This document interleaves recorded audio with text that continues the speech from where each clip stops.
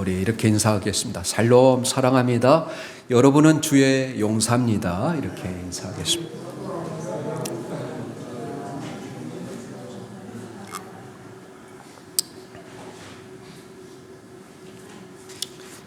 여러분, 요한일서에 보면 예수님이 이 땅에 오신 목적은 마귀의 일을 멸하려 하심이라 이렇게 말씀합니다. 예수님이 십자가의 부활을 통해서 이미 죄와 사망으로 역사하던 모든 마귀의 권세는 꺾였습니다. 그리고 예수님께서 다시 오실 때 마귀는 완전한 심판을 받게 됩니다. 그때까지 교회와 그리스도인들은 남은 전쟁을 하게 되는데 두 가지 차원에서 마귀와 영적 전쟁을 하게 됩니다. 첫 번째가 뭐냐면 외적인 전쟁입니다. 외적인 전쟁은 복음이 전해져서 사람들이 구원을 받고 하나님 나라가 이 땅에 이루어지는 것을 방해하는 마귀의 공격에 대해서 주 예수 그리스도의 이름으로 대적하고 싸우는 것입니다. 마귀는 사람들이 예수 그리스도의 복음을 듣고 하나님께로 돌아오는 것을 매우 싫어합니다. 그래서 복음이 전파되고 교회가 세워지는 이 일을 방해하려고 애씁니다. 전도나 선교 현장에 나가보면 이것을 방해하는 세력이 항상 있다는 사실을 우리가 느끼게 되는 것이죠. 두 번째는 마귀와 내적인 전쟁을 하게 됩니다. 우리가 예수를 믿고 거듭나면 이름만 하나님의 자녀가 되는 것이 아니라 실제로 성령님께서 우리 안에 거하시고 예수님의 성품을 가지고 살도록 역사하십니다. 그런데 마귀는 이 과정에서 성품에 매여 살도록 우리를 공격하는데 이것과 싸우는 것이 마귀와의 전쟁입니다. 십자가의 진리를 믿고 나는 죽었다고 선포했는데 이상하게 성질이 더 강하게 나타납니다. 나는 죽었다고 고백할수록 자아가 더 강력하게 일어나는 것처럼 느껴집니다.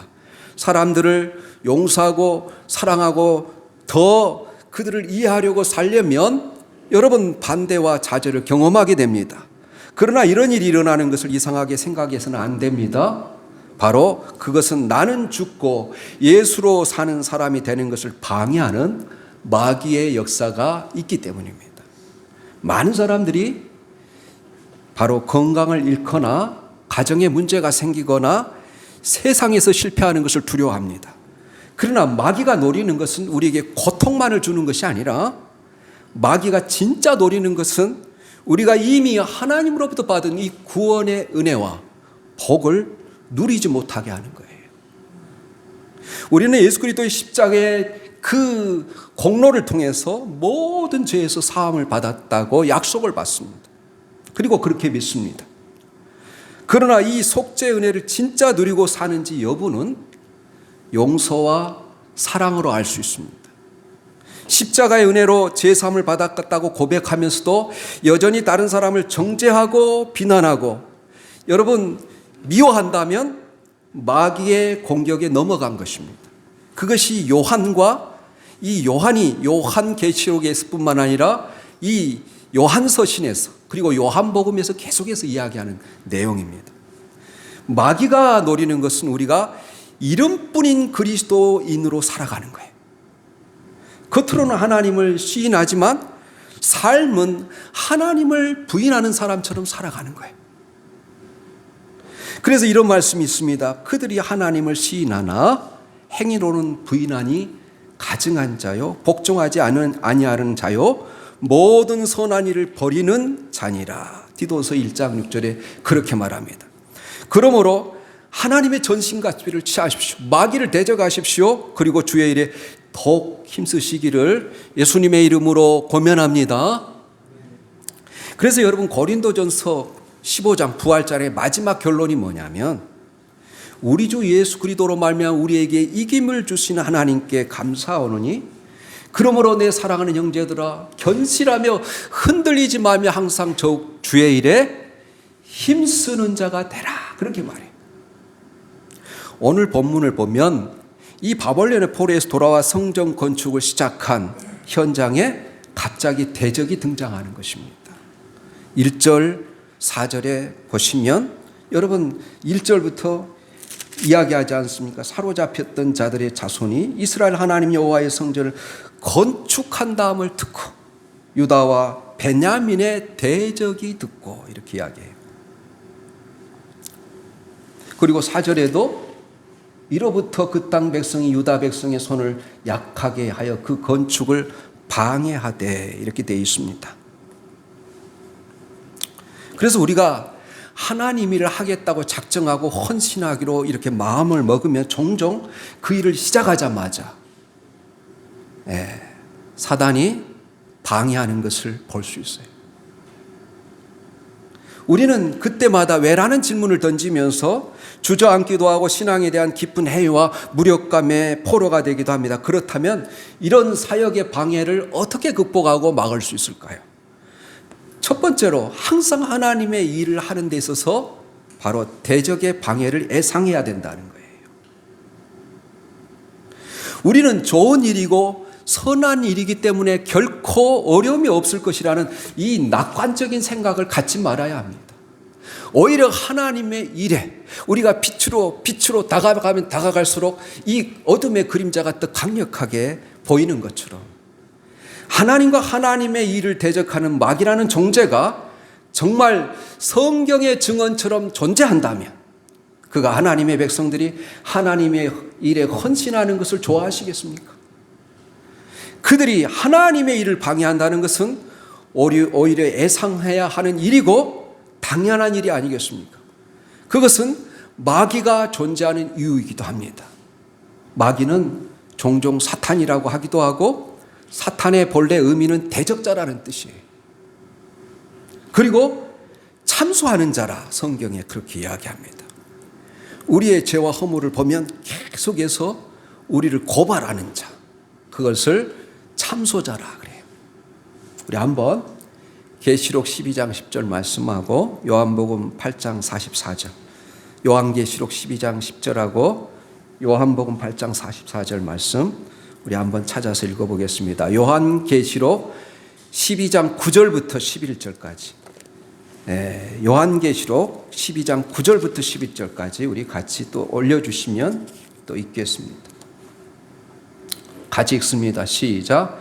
큰 용이 내쫓기니 에뱀 곧 마귀라고도 하고 사탄이라고도 하며 온 천하를 꿰는 자라. 그가 땅으로 내쫓기니 그의 사자들도 그와 함께 내쫓기니라.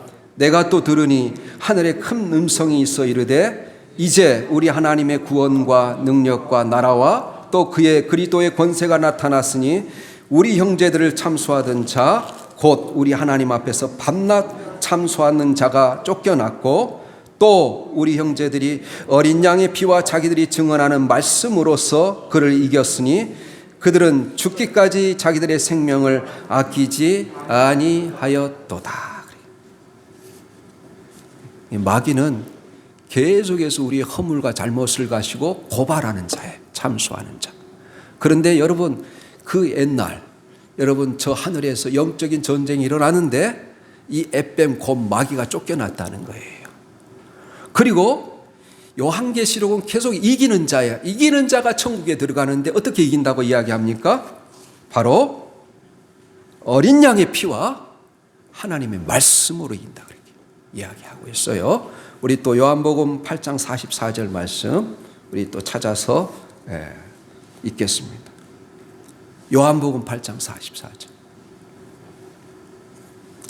같이 읽습니다. 시작. 너희는 너희 아비 마귀에서 났으니 너희 아비의 욕심대로 너희도 행하고자 하느니라.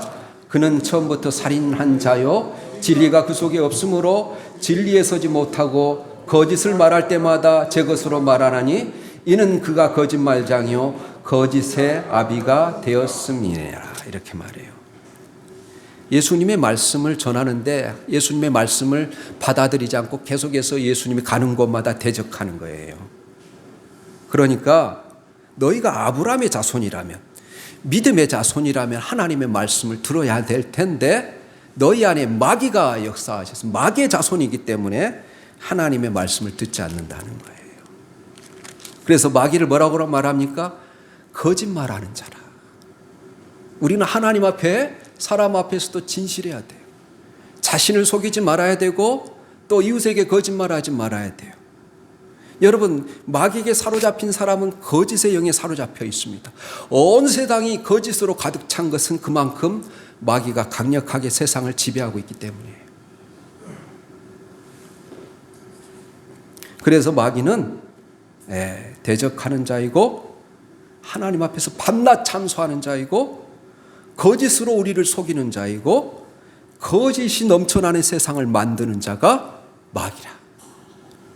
그래서 뭐라고 하면 근신하라 깨어라 너희 대적 마귀가 우는 사자처럼 두루다니며 삼킬 자를 찾나니. 그래서 이 본문의 대적자들은 누구냐? 사마리아 사람들이에요. 사마리아 사람들이 바로 바벨론에서 오랫동안 수건이었던 바로 성전 건축을 방해하는 거예요. 여러분, 사마리아 사람들은 북쪽 이스라엘의 수도가 어디였어요? 사마리아. 남쪽 유다의 수도는 예루살렘입니다. 북쪽 이스라엘은 일찍이 여러분 아수르에 멸망당하고 그 아수르 나라가 바벨론의 정복을 받아요. 그래서 그 사람들은 바벨론에 그리고 이방 신들에게 오랫동안 지배를 받아요. 하나님을 섬기지만 이방 신들의 하나로 그리고 지역신의 하나로 하나님을 섬기는 거예요. 그 사마리아 사람들이 대적을 하는 것입니다. 오늘 그래서 여러분 2절에 보면 2절에 에스라서 2절 여러분 수룹바벨과 족장들에게 나와 이르되 우리도 너희와 함께 건축하게 하라. 우리도 너희같이 너희 하나님을 찾노라. 아수르 왕 에살핫돈이 우리를 이리로 오게 한 날부터 우리가 하나님께 제사를 드렸노라. 이렇게 말해요. 바로 우리도 너희와 함께 그 성전을 건축하겠다. 우리도 지금까지 그 하나님을 섬겼다. 그렇게 말하는 겁니다.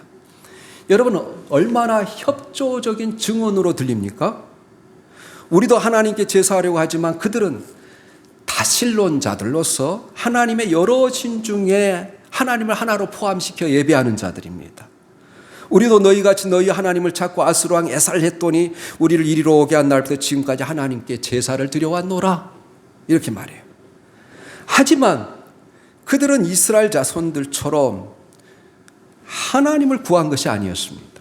왜냐하면 사마리아로 이주해 온 사람들은 바벨론 각 지역에서 섬기던 숫꽃 분홈, 네르갈, 아시마 등의 우상을 만들어 여호와 하나님과 함께 섬겼고 스발와임 사람들은 심지어 자신의 자녀들을 불살라 여러분 우리가 몰렉 구약의 주일권 몰렉의 신에게 자기의 자녀들을 불살라 드리잖아요.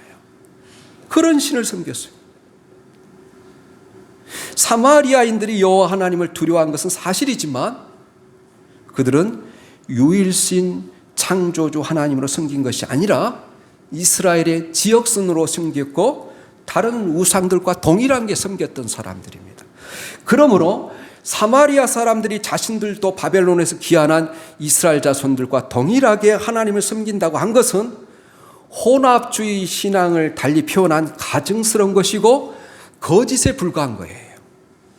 교회 여러분, 우리는 이런 선한 가면을 쓰고 다가와 교회를 통해 자신들의 이득을 얻으려는 자들을 분별하고 단호하게 물리칠 수 있어야 됩니다. 주님은 거짓 선지자들을 삼가라 그렇게 말해요. 양의 옷을 입고 너희에게 나오나 속에는 노략질하는 이리가 있다는 거예요. 또 사도 바울은 광명의 천사로 가장하여서 마귀가 우리를 속인다는 겁니다. 그래 앞으로도 사단은 선한 가면을 쓰고 더 많이 우리를 미혹하기 위해서 끊임없이 믿는 자들에게 접근할 것입니다. 여러분들은 잘 분별하시기 바랍니다. 사람의 겉모양을 중시하지 말고 그 사람이 열매가 있는지를 봐야 돼요. 우리 주님은 우리 믿는 사람들을 나무로 비유하면서 정말 주님을 믿는 사람들은 선한 열매가 있다는 거예요. 삶 속에. 외모에 현혹되지 말고 사람의 중심을 분별하는 영적인 분별력을 갖게 해달라고 강구할 수 있기를 바랍니다. 그들이 전략이 통하지 않으니까 5절에 보니까 이렇게 말합니다.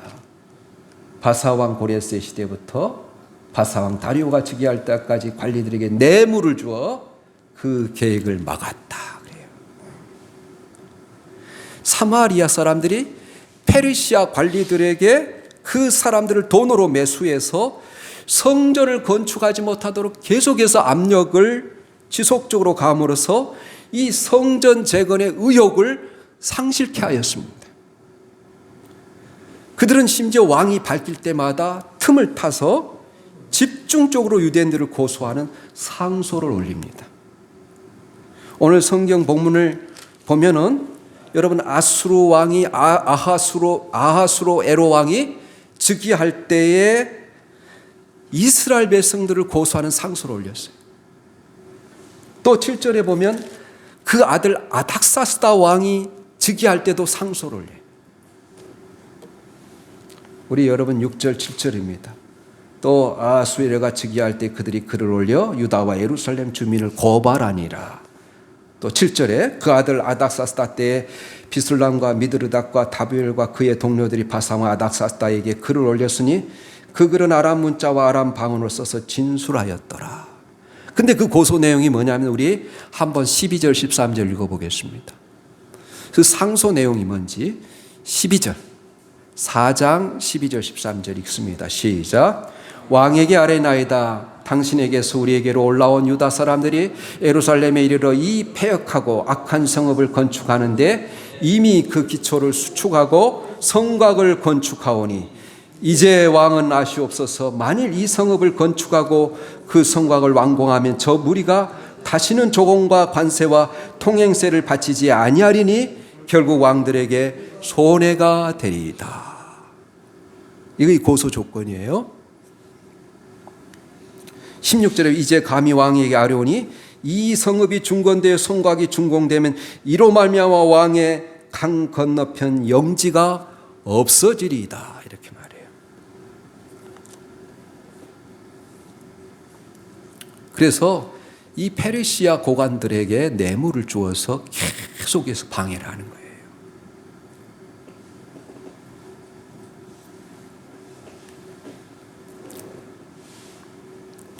여러분 학개서를 읽어보면 이 성전 건축에 대해 쓰여지는 것이 학개서예요. 학개서에 아주 여러분 짧은 학개서가 2장까지 밖에 없지만 학개서에 이 수룹바벨 성전을 건축할 때 그것을 이야기하고 있습니다. 학개서에 보면 그래서 이스라엘 백성들이 계속해서 방해하니까 의욕을 상실해버려요. 그리고 현실에 안주해서 자기들만을 위한 안일한 삶을 살게 됩니다. 여러분 우리의 대적 사단은 우리로 하여금 자기들을 위한 안일한 삶을 살게 한 것처럼 자주 우리로 하여금 하나님의 일을 하려고 하면 낙심하게 하는 전법을 사용하는 거예요. 여러분 출애굽기에 보면 1세대들이 전부 다 여러분 애굽을 벗어나 광야를 지나 여러분 목표하는 것이 무엇입니까? 그들 조상 아브라함과 이삭과 야곱에게 약속하신 땅, 젖과 꿀이 흐르는 가나안 땅에 들어가는 것이 목적지였어요. 그런데 가나안 땅이 바라보는 가데스 바네아에서 12명의 정탐꾼을 보내지 않습니까? 민수기 13장 14장에 보면 그래서 10명의 정탐꾼들이 부정적인 보고를 하는 거예요. 그 땅에 가보니까 과연 그 땅은 젖과 꿀이 흐르는 땅이에요. 그들이 여러분 그 땅의 열매를 가지고 오는데 여러분 포도 열매가 너무나 커서 여러분 이고 오지 않습니까? 메고 옵니다. 그 땅은 과연 젖과 꿀이 흐르는 땅인데 가보니까 성읍도 튼튼하고 그 땅에 사는 사람들은 다 안옥자손의 후예와 같이 거인들이었고 우리는 그들에 비하면 메뚜기에 불과하더라. 우리는 결코 그들을 싸움에서 이길 수 없다. 이렇게 보고하는 거예요. 그래서 결국은 밤새도록 원망하며 모세를 원망합니다. 그래서 온 이스라엘 백성들에게 부정적인 영이 임해요. 그래서 1세대들이 아무도 가나안 땅에 들어가지 못하고 여러분 광야에서 다 죽습니다. 그때 여러분 하나님의 믿음으로 보게 했던 여러분 여호수아 갈렙만이 가나안 땅에 들어가지 않습니까?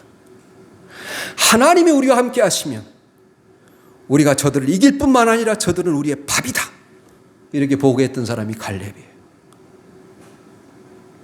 여러분 현재의 상황을 보고 스스로 하나님께 대한 열심과 소망을 포기하는 일처럼 성도들에게 위험한 일은 없습니다. 그것은 하나님께 대한 불신앙입니다. 믿음이 무엇일까요? 믿을 수 있는 모든 데이터와 현실의 상황과 조건들을 보고 유리하다고 판단되면 실행하는 행위, 이것은 불신자들도 할 수 있는 거예요. 그러나 성도는 믿을 수 없는 상황, 소망을 지닐 수 없는 상황 속에서 하나님의 권세와 약속의 말씀을 믿고 행하는 사람, 그것이 참 믿음이라는 거예요, 여러분. 골리앗 앞에서 이스라엘 백성이 다 두려워 덜덜 떨고 있습니다. 근데 여러분, 소년 다윗이 나가서 그 싸움에서 이기지 않습니까? 왜 이겼어요? 왜 이겼어요? 모든 사람은 다 골리앗을 봐요. 다윗은 하나님을 봤어요. 하나님과 골리앗을 비교하니까 하나님의 전능하신 능력 앞에는 아무것도 아닌 거예요, 골리앗이. 그것이 믿음이에요, 여러분. 믿음은 상황을 바라보는 것이 아니라 하나님을 바라보는 거예요. 두 명의 정탐꾼이 하나님을 바라봐요. 하나님이 혹시 우리와 함께 하시고 하나님이 우리를 기뻐하시면 우리는 저 땅을 정복할 수 있을 것이다. 그래서 여러분, 하나님을 바라보고 탐대히 나가는 것이 믿음이에요. 사단은 이렇게 수단과 방법을 가리지 않고 하나님의 일을 방해하는 것입니다. 하나님의 일, 선한 일이라도 어려움이 있을 수가 있다는 거예요. 이런 대적 마귀의 방해를 예상하고 우리는 하나님의 일을 할 때마다 기도로 준비하고 임해야 된다는 거예요. 둘째, 초지일관해야 됩니다. 한 아이가 집에 성적표를 가지고 왔어요. 성적은 초지일관 모든 과목이 국어도 가, 영어도 가, 수학도 가, 사회도 가. 그런데 체육만 미였습니다. 아들의 성적표를 묵묵히 바라보던 아버지가 아들의 어깨를 부드럽게 두드리며 하는 말이, 너무 한 과목에 치중하는 것이 아니냐. 여러분, 공부는 초지일관 집중력이에요. 처음부터 끝까지 일관성을 가지고 계속해서 여러분 정해진 시간 안에 매일매일 반복적으로 목적한 바를 이루기 위해서 계속 집중하는 것. 성도들도 마찬가지라는 거예요. 그렇게 초지일관 변함없이 하나님을 섬기고 헌신하는 것. 당시 이스라엘 지도자들이 그랬어요. 오늘 3절에 보면, 에스라서 4장 3절에 보면 수룹바벨과 에스와와 기타 이스라엘 족장들이 이르되 우리 하나님의 성전을 건축하는데 너희는 우리와 상관이 없느니라. 바산 고레스가 우리에게 명령하신 대로 우리가 이스라엘 하나님 여호와를 위하여 홀로 건축하리라. 이렇게 말해요. 너희 협조가 없어도 우리 홀로라도 이 일을 완성하겠다는 것입니다. 이스라엘 하나님 여호와를 위하여 일편단심의 마음을 품고 우리가 끝까지 밀어붙이겠다는 거예요. 여러분, 정몽주의 단심가를 여러분 기억하시지 않습니까? 이 몸이 죽고 100번 고쳐주고 백골이 친 도대에 넋이라도 잃고 없고 임양한 일편단심이야 가실 줄이 있으랴. 여호와 하나님을 위한 마음이 이스라엘 백성들에게 일편단심이었지 않겠습니까? 이것이 당시 하나님의 백성들이 품었던, 이스라엘 백성의 지도자들이 품었던 일편단심, 초지일관. 그래서 본문 4절에 보면 그때 이후부터 4절에 이로부터 그 땅 백성이 유다 백성의 손을 약하게 하여 그 건축을 방해하되. 오늘 우리의 헌신은 초지일관, 우리가 하나님 주님이 우리에게 베푸신 그 구원의 첫사랑을 잃어버리지 않고 하나님을 섬기고 있습니까? 모든 위대한 일들은 초지일관의 결과예요. 유명한 발명한 에디슨의 3배우에는 초지일관 어머니가 있었습니다. 에디슨의 학교 공부에도 관심이 없었고 언제나 엉뚱한 공상에 빠져 있었습니다. 그의 성적은 초지일관 학급에서 거꾸로 1등이었어요. 그런데 그가 엉뚱한 발상을 할 때마다 어머니만큼은 그 발상을 비웃지 않았습니다. 왜 그런 생각을 하게 되었니? 내 생각은 매우 창조적이구나. 잘 발전시켜 보렴. 어머니만큼 초지일관 아들을 믿는 것입니다. 그 결과 위대한 발명왕 에디슨이 탄생한 거 아니겠습니까? 하나님의 일 또한 초지일관 변함없이 우리가 우리 몸에서 우리의 코끝에서 호흡이 멈추는 순간까지 오직 주님만을 바라보며 힘쓰고 애쓰시기를 예수님의 이름으로 축원합니다. 셋째로 여러분, 어둠의 시간을 잘 인내해야 돼요. 우리 주님의 성품 세 가지를 꼽는다. 온유와 겸손이고 인내. 끝까지 십자가에서 마귀들이 조롱하고 사람들이 채찍질하고 여러분 로마 군병들이 그렇게 여러분 비웃고 침을 뱉음에도 불구하고 우리의 구원을 이루기 위해서 끝까지 참아내지 않습니까? 인내. 이런 이스라엘 백성들의 초지일관한 헌신에도 불구하고 사역의 결과는 어떻게 됐습니까? 23절, 24절이에요. 아닥사스다 왕의 조서 초본이 누훔과 서기관 심세와 그의 동료 앞에서 낭독되매 그들이 예루살렘으로 급히 가서 유다 사람들을 보고 권력으로 억제하여 그 공사를 그치게 하니 이에 예루살렘에서 하나님의 성전 공사가 바사왕 다리오 제2년까지 중단되니라. 29절에 이 사람들은 고발한 사람들의 이름이에요. 여러분 바로 8절에 보면 이 사람들의 이름이 또 나옵니다. 그리고 9절 10절에 보면 같이 동조했던 사람들의 이름이 나와요. 그래서 왕의 조서가 오니까 이제 달려가 가지고 이 성전 건축을 중단하게 하는 것이죠. 사람들의 방해는 왕을 움직였고 성전 건축은 530년부터 시작해서 36년부터 520년까지 16년 동안 중단되었어요. 이런 시간이 얼마나 이스라엘 백성들에게는 좌절이었겠습니까? 얼마나 고통의 시간이었겠습니까? 이제 그들은 아무것도 알 수 없었습니다. 손을 놓고 하늘만 쳐다볼 수밖에 없었어요. 의욕적으로 시작한 이 하나님의 거룩한 일이 아무런 결과를 얻지 못할 때 우리는 이 일을 실패로 결론 내야 할까요?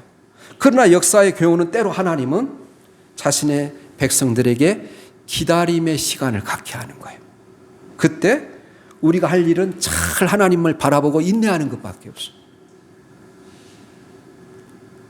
여러분 국내 기독교 사적지 가운데 경상북도 영천시에 자천교회가 있습니다.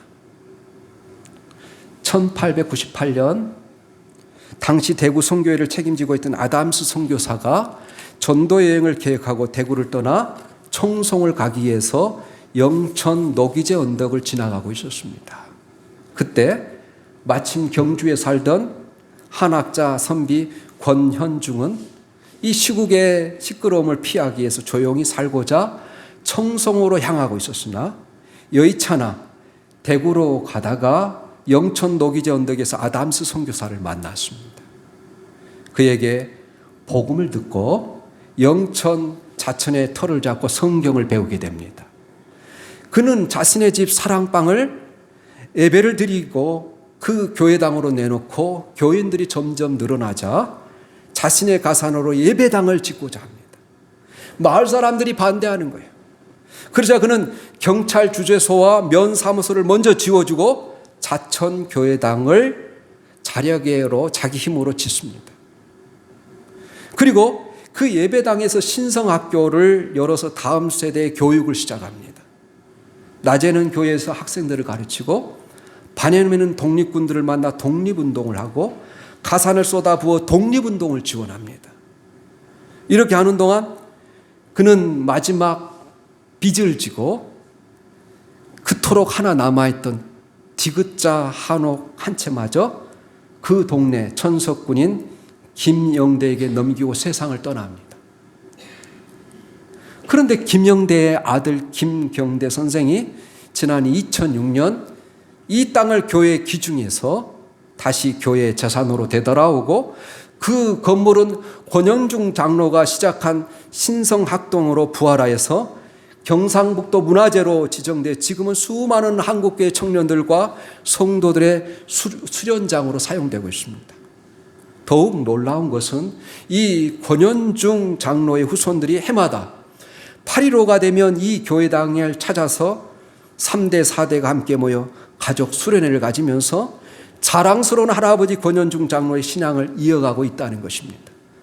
권현중의 아들 권호준 성도는 1948년 이 자천교회 3대 장로가 되어 그 헌신을 이어갔다는 것입니다.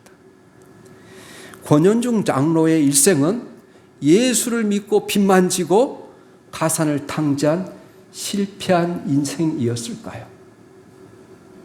그의 인생에도 하늘만 바라보고 모든 꿈을 접어야 하는 시간이 있었습니다. 교회와 독립운동에 모든 재산을 다 드렸지만 일제의 탄압에 허우적거리는 이 민족을 보며 그는 빚쟁이로 마지막 남은 한 채의 가옥마저 넘겨야 하는 시간을 보내고 있었습니다. 그러나 이 어둠의 시간을 견디며 기다린 그의 인내는 결코 헛되지 않았다는 거예요. 그래서 자천교회 입구에 세워진 그의 기념비에는 이렇게 써져 있어요. 한 알의 복음의 씨앗이 열매를 맺어 이곳에 믿음의 터가 세워지니. 그리고 이 시골의 작은 아름다운 교회는 하나님의 뜻을 받들어 그리스도의 일꾼으로 그의 신앙 정신을 배우고자 하는 순례자들의 발걸음이 지금도 끊어지지 않고 있습니다. 중요한 것은 이 고난의 시간, 어둠의 시간을 잘 견디면 우리가 알거니와 하나님을 사랑하는 자 곧 그때로 부르심을 입은 자에게 모든 것을 합력하여 선을 이루신 하나님이 이 복음의 열매를 맺게 하신다는 거예요. 우리 한번 마지막으로 두 구절 찾아보고 말씀을 맺겠습니다. 디모데후서 4장 7절 8절하고 베드로전서 5장 10절의 말씀입니다.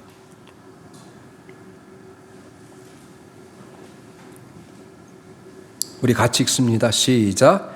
나는 선한 싸움을 싸우고 나의 달려갈 길을 마치고 믿음을 지켰으니 이제 후로는 의의 면류관이 예비되었으므로 주 곧 의로우신 재판장이 그날에 내게 주실 것이며 내게만 아니라 주의 나타나심을 사모하는 모든 자에게 도니라. 또 베드로전서 5장 10절입니다. 모든 은혜의 하나님 곧 그리스도 안에서 너희를 부르사 자기의 영원한 영광에 들어가게 하시니가 잠깐 고난을 당한 너희를 친히 온전하게 하시며 굳건하게 하시며 강하게 하시며 터를 견고하게 하시리라. 사랑하는 교우 여러분, 사단의 세력은 우리가 평안하게 하나님의 일을 하도록 내버려 두지 않습니다. 하나님의 일이 흥왕할수록 사단의 입지는 좁아지게 됩니다. 하나님의 나라가 확장될수록 사단의 나라는 좁아집니다. 때문에 성도들이 하나님의 일을 할 때 사단의 방해가 있을 것을 예상해야 된다는 거예요. 그럴수록 좌절하지 말고 초지일관 하나님만을 바라보고 위로부터 주시는 하나님의 능력과 말씀에 의지하여 싸워야 된다는 거예요. 믿음으로 기도하고 어둠의 시간을 잘 인내하면 반드시 하나님이 합력하여 선을 이루시고 열매를 맺게 하신다는 거예요. 한 주간도 사순절 기간의 영적 싸움에서 승리할 수 있기를 예수님의 이름으로 축원합니다. 아멘.